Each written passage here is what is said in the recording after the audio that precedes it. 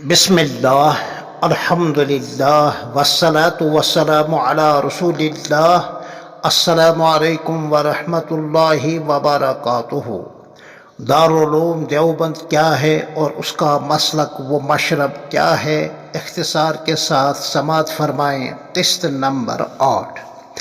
आलमी इस्लाम की मुमताज़ इस्लामी तालीमगाह, इल्म हदीस व तफसीर की मकबूल व मुनफरिद दरसगाह, औलियाए उम्मत और मशाइख़ हिंद की अजीम रूहानी तरबियत गाह, हिंदुस्तान के बेलोस मुजाहिदीन आज़ादी की क़यामगाह,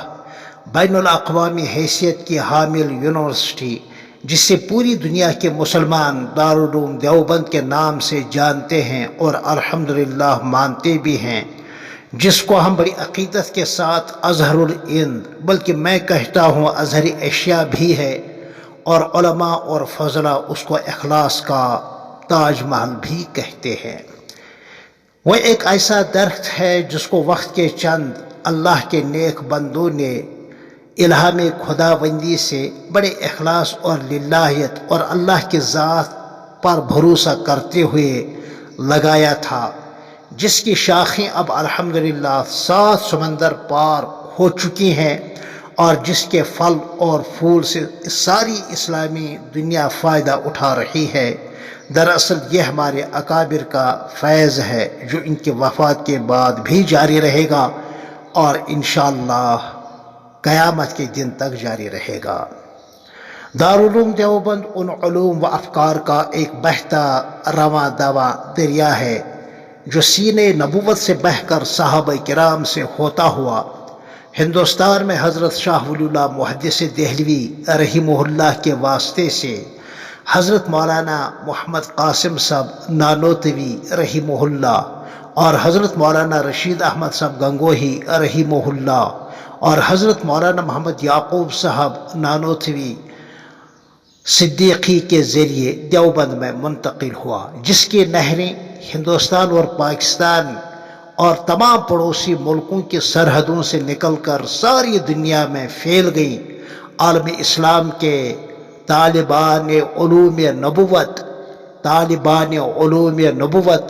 बिला वास्ता या बिल वास्ता इससे अपनी प्यास बुझा रहे हैं, और यह अहलुस सुन्नह वल जमाअह की वो शमअ फरोज़ां है जिसके मसलक और मौक़िफ़ को मानने वाले परवाने दुनिया में करोड़ों की तादाद में अल्हम्दुलिल्लाह जी रहे हैं, और वह हर वक्त अपनी जान का नजराना पेश करने के लिए बेचैन रहते हैं जब तक किसी अहम मसले में उलमाए देवबंद का फतवा उन्हें नहीं मिलता। वो मुतमईन नहीं होते, क्योंकि जो शमअ यकीन रोशन है यहाँ वो शमअ हरम का परतव है। दारुल उलूम देवबंद एक इल्हामी मदरसा है जिसका मिनहाज तालीम ऐन तालीम नबवी है, जिसको वक्त के चंद अहलुल्लाह ने तामीर किया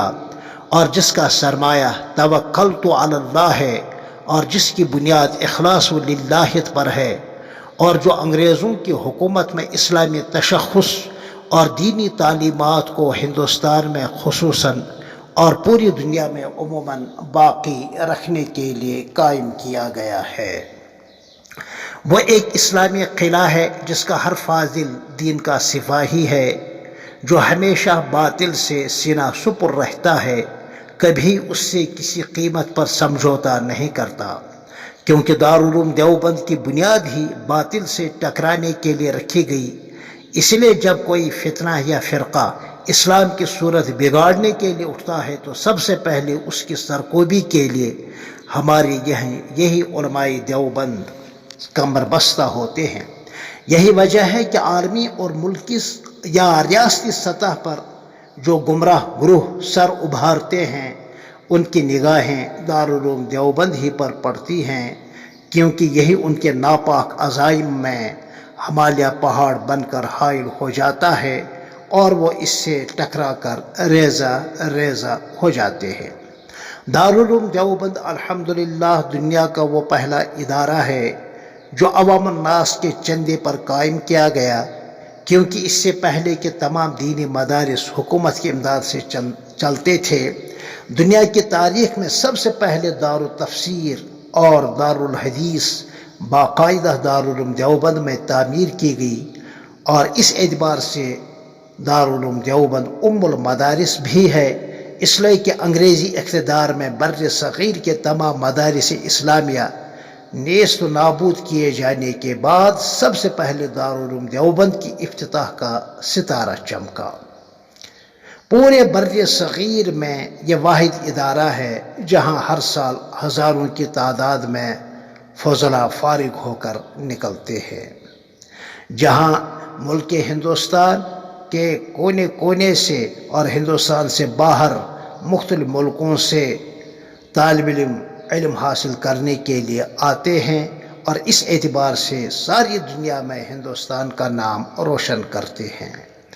حقیقت تو یہ ہے کہ دارالعلوم دیوبند صرف دینی درسگاہ اور محض تعلیم گاہ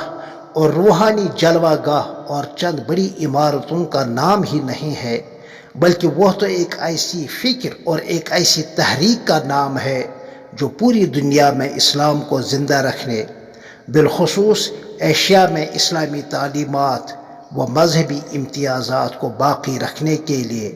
حضرت شاہ ولی اللہ محدث دہلوی نے چلائی تھی۔ پھر اس کو اکابر و علماء دیوبند نے تھام لیا اور پروان چڑھایا، یہاں تک کہ دنیا کے چپے چپے کے بے شمار مسلمان اس قافلے ولی اللہ میں الحمدللہ شامل ہو گئے۔ میں اکیلا ہی چلا تھا جانب منزل، مگر راہ رو آتے گئے اور کاروان بنتا گیا۔